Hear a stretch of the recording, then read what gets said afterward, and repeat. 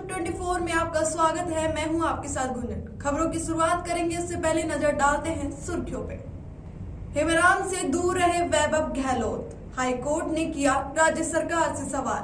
3 पारियों में ही चलेंगी स्कूलें। दौसा में फिर भीषण सड़क हादसा, महिला की हत्या कर 1 करोड़ की लूट। अब खबरें विस्तार से। सीएम अशोक गहलोत और पूर्व डिप्टी सीएम सचिन पायलट समर्थकों के बीच की गुठाबाजी शुक्रवार जोधपुर में देखने को मिली। यहां सीएम गहलोत के बेटे व आरसीए अध्यक्ष वैभव गहलोत और पायलट गुट के मंत्री हेमराम सर्किट हाउस में एक ही समय पर थे। दोनों ने न तो एक दूसरे से बात की और न ही मुलाकात। यही नहीं, गहलोत गुट के कई स्थानीय नेता वैभव से तो मिलने पहुंचे, लेकिन इसी समय वहां मौजूद मंत्री हेमराम से शिष्टाचार भेंट तक करने नहीं गए। हेमराम मंत्री बनने के बाद पहली बार जोधपुर आए थे। हाईकोर्ट ने वकीलों को सुरक्षा व वेलफेयर फंड देने से जुड़े मुद्दे पर राज्य सरकार से कहा कि प्रदेश में 85,000 वकील हैं और ऐसे में उनके द्वारा वेलफेयर फंड के लिए मंजूर किए गए 10 करोड़ रुपए से क्या होगा। इसलिए राज्य सरकार को वेलफेयर फंड के लिए और 10 करोड़ रुपए मंजूर किए जाने चाहिए और दूसरे राज्यों द्वारा दिए जा रहे वेलफेयर फंड का भी आंकलन किया जाना चाहिए। वहीं अदालत ने राज्य सरकार से एडवोकेट प्रोटेक्शन एक्ट की स्टेटमेंट रिपोर्ट भी देने के लिए कहा है। राजस्थान में लगातार बढ़ते कोरोना संक्रमण के बाद शासन प्रशासन एक्टिव हो गया है। गृह विभाग की गाइडलाइन के बाद शिक्षा विभाग ने भी कोरोना की नई गाइडलाइन जारी कर दी है। प्रदेश भर के स्कूलों में अब 3 पारियों में पढ़ाई होगी। कक्षा 1 से 5वीं के बच्चों को सुबह 10 से दोपहर 3:45 तक पढ़ने के लिए बुलाया जाएगा। कक्षा 6 से 10 तक के बच्चों को सुबह 10:15 से शाम 4 बजे तक स्कूल बुलाया जाएगा। कक्षा 9 से 12 के बच्चों को सुबह 10:30 से शाम 4:15 तक शिफ्ट में रखा गया है। दौसा में शनिवार सुबह एक भीषण सड़क हादसे में 4 लोगों की मौत हो गई। अलवर गंगापुर मेगा हाईवे पर जयसिंहपुरा फाटक के पास निजी एम्बुलेंस व ट्रक में आमने सामने भिड़ंत हो गई। एम्बुलेंस इलाज के मरीज और परिजनों को जयपुर ले जा रही थी। इसमें सवार 4 लोगों की मौके पर ही मौत हो गई। 2 गंभीर घायलों को बांदीकुई से जयपुर रेफर किया गया। मृतक अलवर जिले के रामगढ़ क्षेत्र के बाबोली गांव के बताए जा रहे हैं। पहचान के लिए शव बांदीकुई सीएचसी की मोर्चेरिया में रखा गया है। पुलिस ने ट्रक को जब्त कर लिया। जयपुर ग्रामीण जिले में नरेगा गांव में बदमाशों ने गुरुवार आधी रात को एक महिला की हत्या कर दी। इसके बाद बक्से में रखे सोने चांदी के जेवरात लूट कर भाग निकले। इसकी कीमत करीब 1 करोड़ रुपए बताई जा रही है।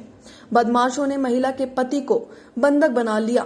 शुक्रवार को घटना का भी पता चलने पर काफी संख्या में लोग इकट्ठा हो गए। सूचना मिलने पर नरेगा पुलिस और पुलिस ग्रामीण जिले के उच्च अधिकारी मौके पर पहुंचे। डॉग क्वाइड और एफएसएल टीम को मौके पर बुलाया गया। पुलिस केस दर्ज कर आरोपी की पहचान करने में जुटी है। वारदात में 3-4 लोगों का शामिल होना बताया जा रहा है।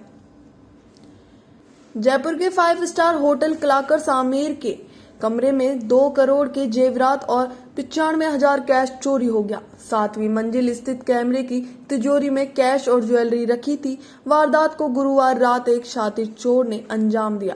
व्यापारी की बेटी की शादी के लिए होटल में 45 कमरे बुक किए। गेस्ट आ चुके थे। चोर भी इन्हीं गेस्ट में मिल गया।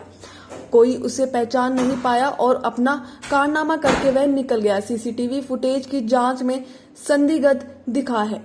वह पूरे होटल में सूट बूट पहनकर घूमता रहा। इस अनजान शख्स को किसी ने रोका तक नहीं। वह गुरुवार सुबह करीब 10:52 पर होटल की लॉबी में घूम रहा था। एसीबी मामले के स्पेशल कोर्ट ने बहुत चर्चित रहे एकल पट्टा जारी करने के केस में राजस्थान सरकार के 3 तत्कालीन अफसरों के खिलाफ मुकदमा वापस लेने की याचिका खारिज कर दी है। इसे राज्य के गहलोत सरकार के लिए बड़ा झटका माना जा रहा है। भ्रष्टाचार के मामले में पूर्व आईएएस और मौजूदा UDH adviser GS Sandhu, RS Onkaramal Saini और रिटायर आरएस निष्काम दिवाकर के खिलाफ राज्य सरकार की ओर से केस वापस लेने वाली अर्जी लगाई थी, जिसे कोर्ट ने खारिज कर दिया। अब तीनों अफसरों के खिलाफ मुकदमा चलेगा।